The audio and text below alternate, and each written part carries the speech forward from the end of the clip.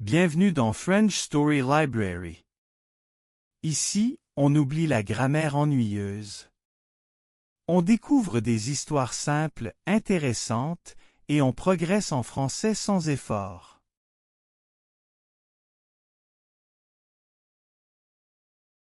Christophe Colomb est un nom très connu dans le monde.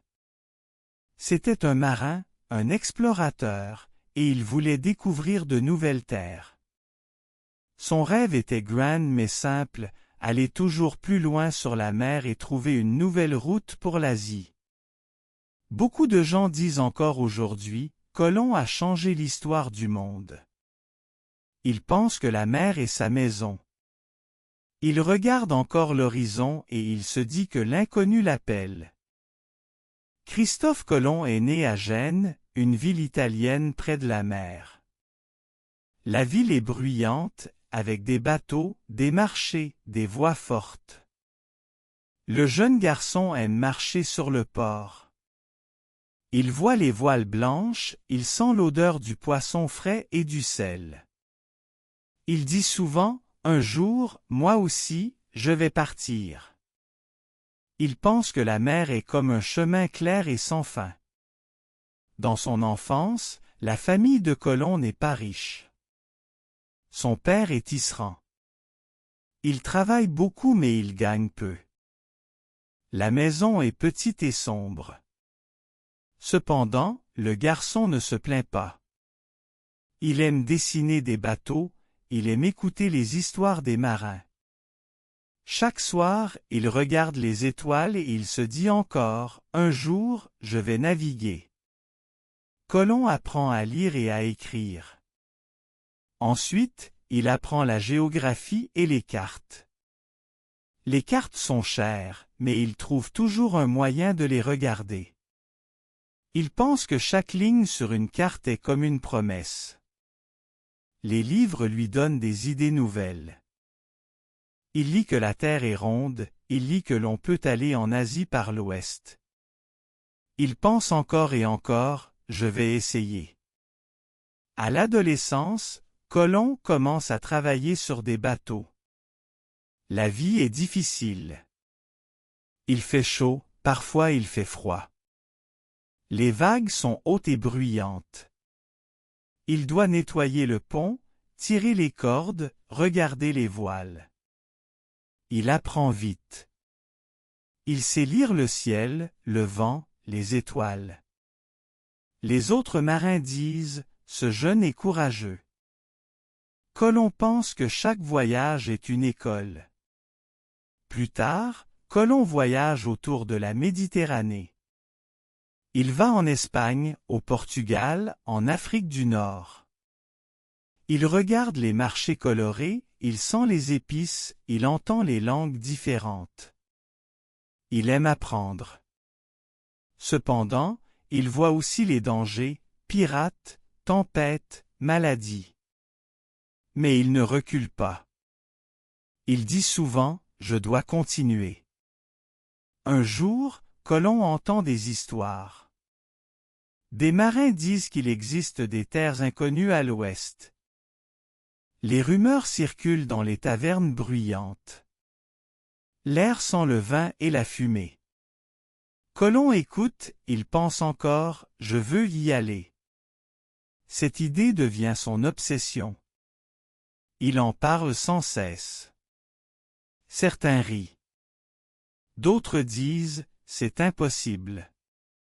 Pourtant, Colomb ne doute pas. Il veut convaincre des rois, des reines, des riches marchands. Mais c'est difficile. Beaucoup trouvent son projet dangereux. Ils disent, tu vas tomber dans le vide. Colomb pense au contraire que la terre est ronde. Il répète encore, je vais trouver une nouvelle route. Il part donc à Lisbonne, la capitale du Portugal. La ville est claire, pleine de lumière et de bruit. Les bateaux arrivent du monde entier. Les rues sont étroites mais pleines de vie. Colomb y apprend encore plus sur la navigation. Il rencontre des savants, des marchands, des capitaines. Mais personne ne veut lui donner de l'argent pour son rêve. Il devient inquiet, mais il ne renonce pas. Ensuite, il va en Espagne. Là, il pense que sa chance est plus grande. Les rois d'Espagne veulent devenir puissants, ils veulent de nouvelles routes commerciales. Colomb présente son projet. Il parle avec énergie. Cependant, les conseillers trouvent encore son idée difficile. Ils disent que la distance est trop grande. Mais Colomb continue à croire. Il pense que bientôt, quelqu'un va dire oui. Chaque soir, il regarde encore la mer. Il pense à son enfance, il pense à son rêve. Il répète les mêmes mots, « Un jour, je vais partir ». En Espagne, Christophe Colomb reste plusieurs années. Il vit avec peu d'argent. Il marche souvent dans les rues de Séville. La ville est chaude et bruyante. Des marchands crient, des enfants courent, des cloches sonnent. Colomb pense toujours à son rêve. Il regarde les bateaux sur le fleuve Guadalquivir. Il se dit que bientôt, un de ces bateaux sera le sien. Il écrit des lettres, il fait des calculs. Il trace des cartes sur des feuilles simples. Chaque chiffre, chaque ligne, semble important. Il pense que la distance n'est pas si grande. Beaucoup de savants disent le contraire. Mais Colomb répète dans sa tête, « Je vais y arriver ». Pendant longtemps, il n'a pas de réponse claire des rois. Parfois, il est content car quelqu'un écoute son projet. Ensuite, il devient inquiet car tout s'arrête. Il attend des mois, puis encore des mois. Sa famille vit dans la pauvreté. Sa femme meurt jeune. Colomb doit élever son fils seul. La vie est difficile mais il garde sa foi. Un jour, la guerre en Espagne prend fin. Les rois Ferdinand et Isabelle veulent maintenant investir dans de nouvelles routes. Ils veulent devenir grands comme le Portugal. Alors, Colomb revient avec son projet. Cette fois, il réussit à convaincre. Les rois acceptent enfin de lui donner 3 bateaux. Colomb se sent libre et heureux. Son rêve commence à devenir réalité. Les bateaux s'appellent la Nina, la Pinta et la Santa Maria. Ils ne sont pas grands, mais ils sont solides. Les voiles blanches claquent dans le vent. Le bois sent l'humidité et le sel. Les marins chargent de l'eau, du pain, du vin, du fromage. Ils mettent aussi des outils, des armes et des croix. Le port est animé et bruyant. Colomb pense, c'est le départ. En août 1492, les bateaux quittent le port de Palos. Le soleil est chaud, la mer est calme. Les familles crient et agitent les mains. Les marins partent avec peur et courage. Colomb regarde l'horizon. Il pense encore à son enfance. Il pense que chaque étoile montre le chemin. Le voyage dure longtemps. Les jours passent, les nuits aussi. Parfois la mer est calme, parfois elle est dure. Les vagues frappent le bois, le vent siffle dans les cordes. Les marins deviennent inquiets. Ils pensent que la distance est trop grande. Ils veulent retourner. Colomb regarde encore l'horizon. Il dit qu'ils doivent continuer. Il pense que la terre est proche. Les provisions diminuent. Le pain devient dur, l'eau devient sale. L'air sent la sueur et le poisson séché. Les hommes se fâchent. Pourtant, Carmen n'y change pas. Ils pensent que bientôt, ils vont voir une côte. Chaque matin, ils cherchent un signe. Ils regardent les oiseaux, ils regardent les nuages. Il croit que la terre n'est pas loin. Enfin, en octobre, un marin crie qu'il voit une lumière. La nuit est sombre, mais une petite flamme brille au loin. Le lendemain matin, il voit une côte claire. La plage est grande, le sable est blanc. La mer est chaude et calme. Les hommes sont heureux, ils crient de joie. Colomb pense que son rêve devient vrai. Ils descendent sur l'île. Les pieds touchent le sable humide. Les arbres sont verts, les fleurs sentent bon. Les oiseaux chantent fort. Les marins prennent un peu de terre dans leurs mains. Ils pensent que c'est un miracle. Colomb plante une croix et remercie les rois. Il pense qu'il est arrivé en Asie. En fait, il est en Amérique. Colomb explore les îles autour. Il voit des habitants. Ils sont curieux et calmes. Ils donnent de la nourriture simple comme du maïs et des fruits. Le goût est nouveau pour les marins. Les couleurs des vêtements et des colliers brillent au soleil. Colomb croit qu'il est dans un nouveau paradis. Il reste plusieurs semaines, puis il décide de rentrer en Espagne. Le retour est difficile, mais les marins sont plus confiants. Ils savent qu'ils ont trouvé de nouvelles terres. Colomb pense que sa vie va changer pour toujours. Quand Colomb revient en Espagne, la nouvelle voyage très vite. Les gens parlent dans les rues, les marchés, les églises. Tout le monde veut savoir ce qu'il a trouvé. Les rois Ferdinand et Isabelle sont contents. Ils organisent une grande cérémonie. Colomb arrive dans une salle riche et claire. Les tapis sont rouges, les colonnes sont hautes, les fenêtres laissent entrer la lumière. Il marche avec fierté. Les gens applaudissent et regardent ses habits marqués par le sel de la mer. Il montre des objets qu'il a rapportés. Il présente de l'or, des fruits, des plantes et des oiseaux colorés. Il explique les mers, les îles, les habitants. Les rois pensent que son voyage est un succès. Alors, il lui donne plus de moyens pour repartir. Colomb reçoit de nouveaux bateaux et plus de marins. Il repart pour un deuxième voyage. Cette fois, il a 17 navires. La mer est pleine de voiles blanches. Les bruits des tambours et des chants accompagnent le départ. Les cales sont pleines de provisions, de chevaux, de graines. Colomb pense que maintenant, il peut construire quelque chose de grand. Ils arrivent de nouveau dans les îles. Les plages sont toujours belles, les forêts sont profondes. Les odeurs de fleurs et de fruits frais remplissent l'air. Mais cette fois, les relations sont plus difficiles. Les marins veulent de l'or. Ils cherchent partout, ils fouillent le sable, les rivières, les montagnes. Ils ne trouvent pas assez. Beaucoup sont déçus. Colomb essaie d'organiser une colonie. Il construit des maisons en bois, il met des croix, il plante des champs. Mais la chaleur est forte, les maladies apparaissent.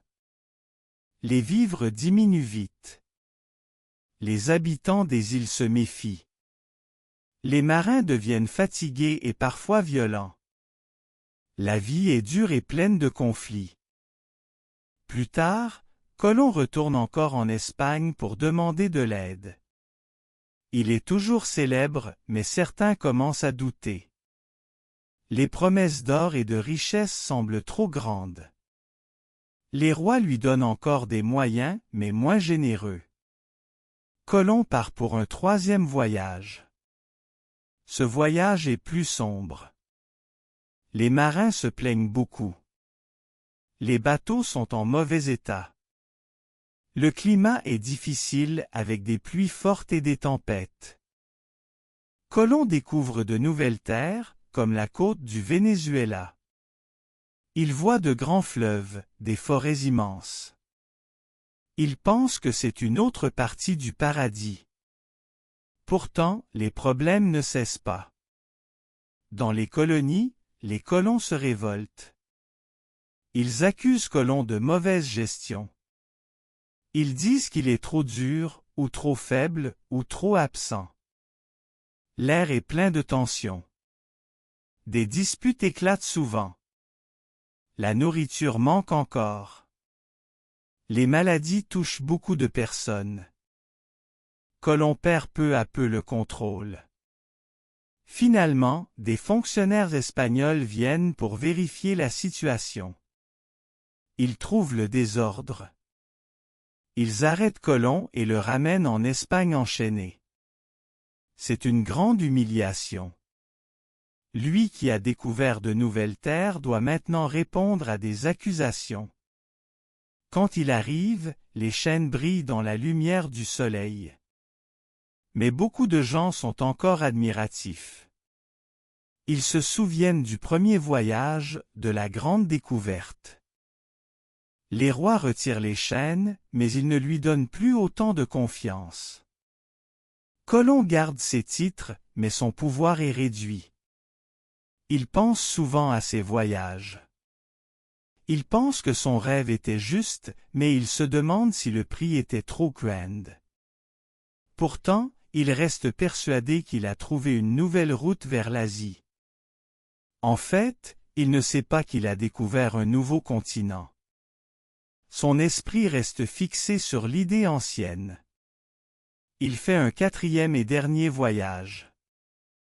Ce voyage est encore plus difficile.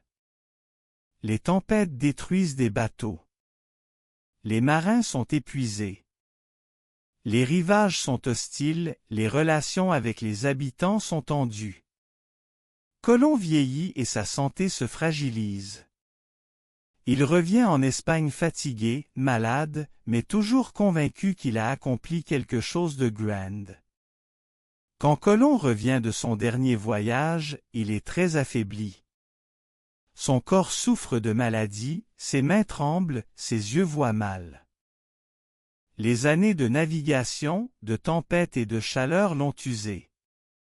Il vit à Valladolid, une ville calme d'Espagne. Là, il passe ses derniers jours. Il pense souvent à ses expéditions. Il se souvient de la mer immense, du vent fort, des étoiles brillantes. Il revoit encore les plages blanches, les forêts vertes, les rivières claires. Ses souvenirs reviennent sans cesse. Il croit qu'il a trouvé une nouvelle route vers l'Asie. Il ne comprend pas qu'il a découvert un nouveau continent. Les gens parlent beaucoup de lui. Certains disent qu'il est un grand explorateur. Ils admirent son courage, sa patience et son ambition. D'autres disent qu'il a apporté des souffrances aux habitants des îles. Il rappelle la violence, les maladies et la perte de terre. L'image de Colomb devient complexe. Cependant, ses voyages ont changé le monde. L'Europe connaît maintenant l'existence de l'Amérique. Les cartes se transforment, les routes du commerce s'ouvrent. Des fruits comme la tomate, le maïs, la pomme de terre voyagent vers l'Europe. Le cacao et le tabac arrivent aussi. Les goûts, les odeurs, les habitudes changent. Les cuisines d'Espagne, de France et d'Italie se remplissent de nouveaux produits. L'héritage de Colomb est immense. D'abord, il a montré que la mer cachait encore des terres inconnues. Ensuite, il a prouvé que les voyages lointains sont possibles avec courage et organisation. Enfin, il a donné à l'Espagne une grande puissance dans le monde. Les ports deviennent bruyants, les marchés remplis de produits exotiques. Pourtant, l'histoire garde aussi les difficultés. Les peuples d'Amérique ont perdu leur calme et leur liberté. Les colons ont pris des terres, des richesses, et ont imposé de nouvelles règles. La rencontre entre les deux mondes a été claire et sombre à la fois. Beaucoup de vies ont changé, parfois pour le meilleur, souvent pour le pire. Colomb meurt en 1506. Il a environ 55 ans. La ville est silencieuse le jour de sa mort. Son nom reste connu dans toute l'Europe. Son rêve était grand, son chemin était difficile. Il n'a jamais su qu'il avait découvert un nouveau continent. Mais ses voyages ont ouvert une nouvelle époque. Après sa mort, d'autres explorateurs continuent. Amerigo Vespucci décrit les terres comme un nouveau monde. Son prénom, Amerigo, donne le mot Amérique. Peu à peu, les cartes changent encore. Les océans ne sont plus des murs, mais des ponts. L'héritage de Colomb est partout. En France aussi, les voyageurs et les marchands profitent de ces découvertes. Les ports de Normandie, de Bretagne et de Bordeaux deviennent actifs. Le vin, le blé, le sel s'échangent contre du sucre, du café, du chocolat. Les odeurs de café chaud et de cacao fondu apparaissent dans les cuisines. Les gens découvrent de nouveaux plaisirs.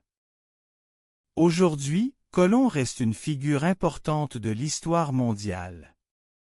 Son nom est donné à des villes, des rues, des statues. Dans les écoles, on apprend son voyage de 1492.